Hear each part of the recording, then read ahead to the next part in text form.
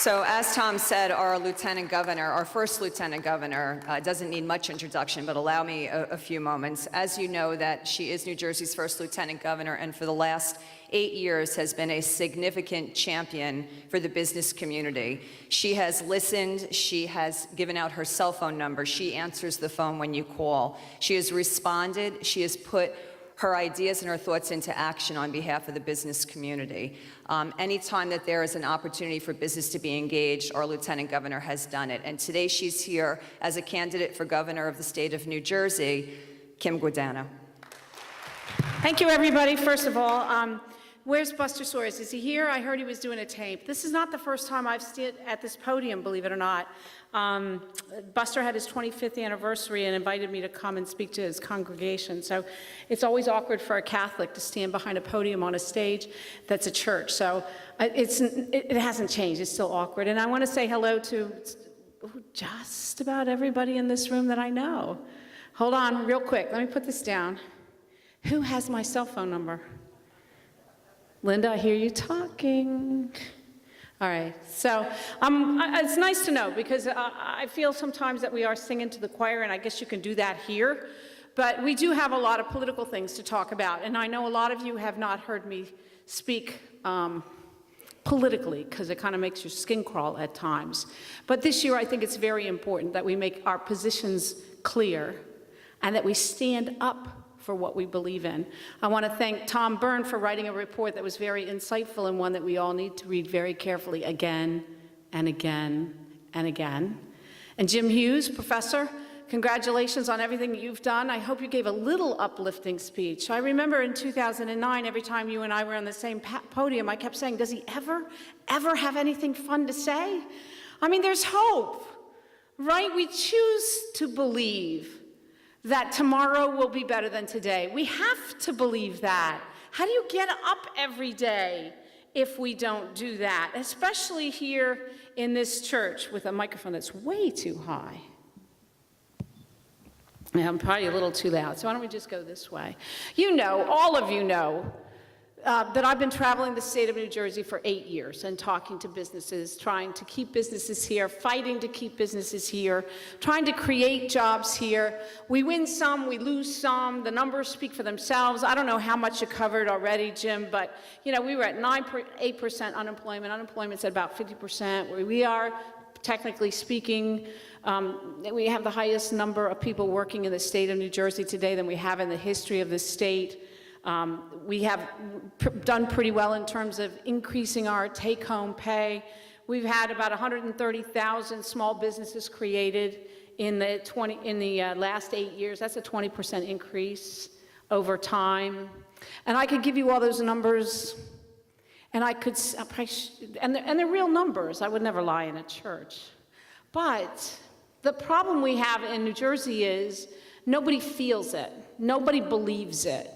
You can read the polls and know that nobody believes that we're actually doing better today than we were 8 years ago.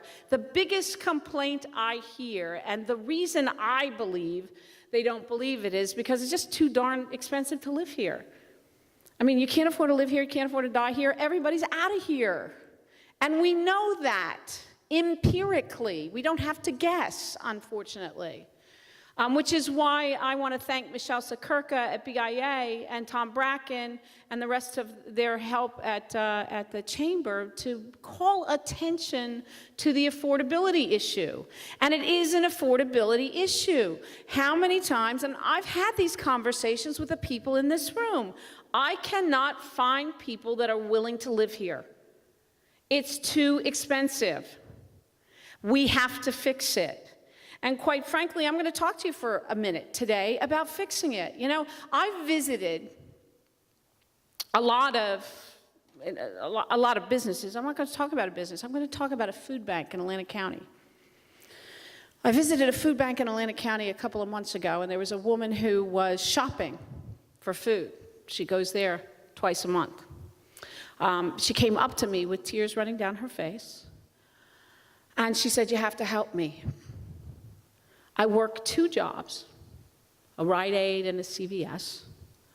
My husband works at the casinos. He works full-time. My daughter is so proud to be an American that she's a United States Marine. Yet if she knew I was shopping here twice a week to make ends meet, she would be mortified. How does that happen in New Jersey, one of the richest states in the country? It happens because we have not yet started to talk out loud about the things we need to talk about. You know it as well as I do. It's property taxes. That woman couldn't decide whether to pay her property taxes or put food on her table. She chose to pay her property taxes and go to a food bank and shop for food. If that doesn't break your heart, nothing will. I challenge Phil Murphy to do the same. Go to the food bank, watch the people come in and out who are already fully employed, who can't make ends meet. And don't get me wrong, it's not just Atlantic County. It just happened to be the one where she walked up to me in tears. That's the story we need to start to talk about. That's the story I hope you all bring back down to the level of real people. That's the story that today is about. But I don't want you talking way up here. I need you talking down here. Because that's where the people need the most help. And you have to talk out loud about what the real problems are. No doubt Tom Byrne talked about the pension and how it's broke and how we have to fix it, and the commission's report about how we can fix it, because he too chooses to believe that it can be fixed. But I want to talk about those people who really need our help now. Real people. Now, I'm not just suggesting that we don't need help in the pensions and the health care. I'm not suggesting that we don't need to make sure jobs continue to be created here. Don't get me wrong, I'm not neglecting it. I'm just talking about the number one issue that should be facing politicians in the state today, because it's the number one issue facing people in the state today. Property taxes. I'm the only one with a plan. You may not like the plan. Everybody criticizes the plan. That's the problem with having a plan. People criticize it. It's easy to shoot at things. It's easy to shoot at things. But if you don't have a plan, or worse yet, if your plan is like Phil Murphy's plan, just make more money, that's not a plan. And you're not helping the people who need the most help in this state. And quite frankly, if you're running for governor, and the number one problem in this state is property taxes, you better have a plan. Let them like it or not. My plan is really quite simple. We're going to save, on average, $800 for those who need it most in New Jersey off their property taxes. You may not like it, but it's a plan. And it is a plan that I have sworn, if I don't implement and if it doesn't work, I will run again. I challenge Phil Murphy to talk about that person at the food bank, to talk about the number one problem facing New Jerseyans today, and then come up with a real plan to fix it. One that's really going to help people. You're going to have to go to the food bank first, Phil. You know, not everybody lives in Navesink River Road. Not everybody pays $200,000 in property taxes. Not everybody pays earns $7 million a year without having to work in New Jersey. Yeah, that was a shot. Yeah, it made you a little creeped out, didn't it? But it's true. You have to walk in people's shoes. I could get up here and get a little preachy. But it's true. Now, don't get me wrong. This is not going to be a toxic conversation. These are facts. Phil Murphy pays $200,000 a year in property taxes. He made $7 million a year last year, didn't work a day, and he's trying to tell people who are shopping at food banks that they don't need a property tax plan? It's unacceptable. Now, Phil Murphy lives in my town. Well, he lives in my county. That's why I say it's not going to be a toxic conversation. It's going to be a conversation about the issues. He lives on the other side of the Navesink River. But Tammy Murphy, his wife, and my 8th grade son at the time, she was the class mom for my son's class. It's not going to be a toxic conversation on my side. It's going to be a conversation about real issues facing the real people of New Jersey. The woman who has to shop at a food bank to make ends meet while her daughter serves her country and pledges to lose her life so we can all be here. That's what this is about. It's going to be a very, very simple question. When you ask Phil Murphy, are you going to keep the arbitration clause? Are you going to keep the 2% cap? Are you going to continue to limit and work on property taxes? The answer is either I haven't thought about it, or we're just going to wait till a commission talks about it. Well, let me tell you what happens, and if there's any mayors in the room, you know already, and I saw Bill Dressler here somewhere. Where are you, Bill, in the back? He knows what happens if we don't have the 2% cap in the arbitration clause. What happens is our property taxes go up. We know it because we've seen it for years. An average of 7%. So I know why he can't sign the clauses, because he's promised, in order to get the endorsement of the PBA and the FOP, that he's not going to sign it because they want their 4% contract increase. You go to the PBA, talk to Pat Colligan, as I have. I'm a member of the FOP. Talk to Mr. Fox, as I have. And you say, if you take the lid off the only thing keeping property taxes low in this state, your property tax, we know, will go up 7% at least. You'll get your 4% contract increase, but your property taxes will go up 7%. Do the math. They lose in the long run. More money will come out of their pocket in the long run. But Phil Murphy can't sign it. Can't sign it because he made a promise to the PBA and a promise to the FOP that he won't. Shame on him for not thinking about the people like the woman in the Atlantic County Food Bank. That's the person who needs the most help. I'm not neglecting law enforcement. I've been a federal prosecutor, a state prosecutor, and a sheriff. I'm just saying, these people need relief. And there's a way to do it. Sign the arbitration cap. Keep the 2% cap in play. Stop making promises that you cannot keep. New Jersey's smarter than that. Talk to too many of you.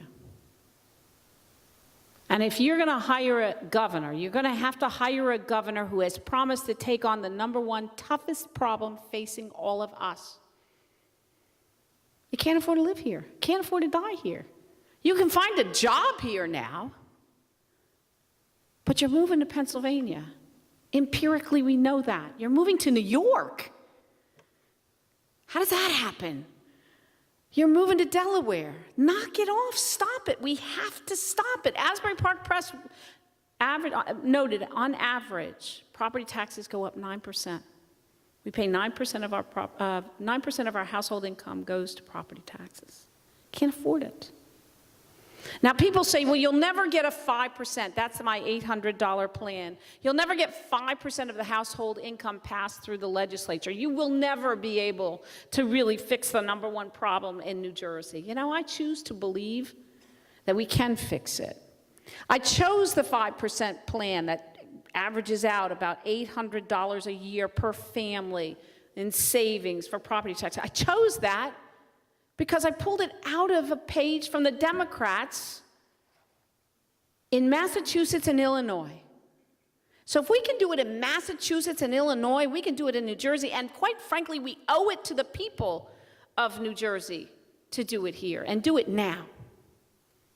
Again, I know we have a lot of other problems we have to fix, but we got to keep our people here. We have to give our senior citizens hope that they can raise and meet their grandchildren here. We've got to give our millennials hope that they'll be able to afford a new house here. without ever increasing property taxes. We have to give people who live paycheck to paycheck, or two-income families, when they lose that one income or lose that one paycheck, give them hope that they will be able to stay in the homes in the state that they know, they love, and they grew up in many cases. That's what this campaign is about. Because if we don't do that, all the rest is gravy. All the rest is unimportant. It is time for all of us to stand up as politicians, as public servants, I prefer, to start talking about the number one problem that's on your mind. How do we make New Jersey affordable for all of our children and our seniors and my mom and your dad or your kids? So when my 3 kids come back from wherever they go, that they come back with a quality job that pays them a living wage that allows them to keep a roof over their heads. It's not going to be easy. Nothing in life really is. Campaigning is easy. Governing is hard. You can make all sorts of promises that you never intend to keep so that you can get endorsements from people in the primary, and then you could back off of all those promises in the general. But the people of New Jersey know better. I cannot wait to debate Phil Murphy, October 11th and October 18th. Because I'm going to ask him, what's his property tax plan? How are you going to fix the biggest problem facing New Jerseyans today? And then I'm going to ask him how he's going to pay for all those promises he made in the primary and he's now backing off. There's nothing a prosecutor likes to say or ask more than the following question on cross-examination. Were you telling the truth then, or are you telling the truth now? Because I'm getting 2 answers out of him, or no answer at all. You all demand an answer before you vote. I am an open book. As Michelle said, everyone has my cell phone number. I gave it to 2,000 firefighters on Friday, and that was fun. But the point is, people need to know who you are. Are you only going to raise taxes $3 billion? Not $3 billion, but $1.3 billion? Are you going to only raise taxes $1.3 billion? Well, he said it in his own words. We're running it in a commercial now. This is Michael Aaron. I don't see Michael here anywhere, but Michael Aaron, are there other taxes you would raise to get the revenue necessary in order to keep your promises? These are Michael Aaron to Phil Murphy. Phil Murphy responds without hesitation. The answer is yes. And later he says it's a ton of money. We can't afford it. Look, if we could make a full pension payment, it'd be done already. It would be. If we thought taxing millionaires was the way out of this mess, it would have been done already. But it failed when John Corzine did it in 2009, and it's failing in Connecticut today. It doesn't work. Call Governor Malloy and ask him how he's doing. Google Governor Malloy and taxes and ask him if he thinks raising taxes is a solution out of Connecticut's mess, the richest state in the country. It's not. We need to be reasonable and rational, and we need to help the people who need the most help now. Phil has endorsed higher income taxes, higher sales taxes. He wants to reinstate the estate tax, like the Transportation Trust Fund or not. We negotiated a solution that included a 21-cent tax increase on gas and then a number of tax revenue changes on the back end, and now he wants to renege on that deal. He wants to reinstate the state tax. At least that's what he said in the primary. Higher taxes are not the solution. They are, as he would say, a hard stop on this economy. We all want Amazon to come here. We worked very hard to bring the 13,000 Amazon jobs that are already here.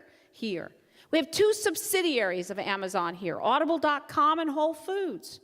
There is absolutely no reason Amazon doesn't at least consider us competitive. I can tell you one reason. You go to the $15 minimum wage. You raise business taxes. You raise just about all of the taxes I said. And then you go to Amazon and say, oh, we're business friendly again, and you can afford to open your doors here and bring 50,000 jobs here. It does not work that way, Phil. The numbers have to make sense. You can't just say, come to New Jersey. It doesn't work that way. It's a little naive. Look, the only promise Phil Murphy has made that I actually believe is the promise that he will raise taxes $1 billion. I also happen to believe that he's going to have to raise taxes more than that to keep half of his promises. And just last week, he greatly welcomed Governor Florio's ideas of raising the tolls, raising all of the fees at the MVC, and privatizing the turnpike. Well, we know what happened to the last Goldman Sachs governor who made that recommendation. We can't afford it. We have to start reining in our spending. We have to stop pushing those people that are actually able to pay taxes and increase our revenue out of the state of New Jersey, and we need to do it now. And the only way that's going to happen, I'm sorry, ladies and gentlemen, the only way that's going to happen is if you vote your pocketbook in 2 months. Because the only person who will be able to afford to live in New Jersey if Phil Murphy becomes the governor of the state of New Jersey will be Phil Murphy himself. I'm not kidding. You're smart people. Do the math. You're going to be taxed out of New Jersey. We're already losing people right and left. Enough. Now, we have a lot of work to do. We have a lot of work to do in many different areas: COA, pensions, property tax relief, but also we need to do organic growth. I worked very hard with the Chamber of Commerce and BIA to keep companies here and keep small businesses here. We went out on the road and pitched small businesses so they could stay here. And it was Tom Bracken's line, you know, if every single small business in New Jersey hired just one more person, we'd be unemployment zero. Small businesses aren't going to be able to stay here with the economic plan that I have seen come from Phil Murphy's campaign. Forget for a moment the Bank of New Jersey. You know, that's a great idea. Let's send all of our state deposits to a bank so someone in Trenton can manage it for us all. It's irresponsible. I call it the wacky bank idea. There's got to be better ideas, and there are. And the better idea is really quite simple. Let's do what they do in Israel. Let's make New Jersey the startup state. Let's create an office of innovation. Let's do it privately, with funds privately. Israel didn't give $1 billion to pick the winners and losers in small companies to become that startup nation. But for every dollar that was put into their program in Israel, $5 came back. It was the ultimate Shark Tank. Why can't we do that? People said we couldn't decrease unemployment 50% in 5 years. People said we couldn't attract companies here because of our tax structure and because it was so expensive to live here. But we have.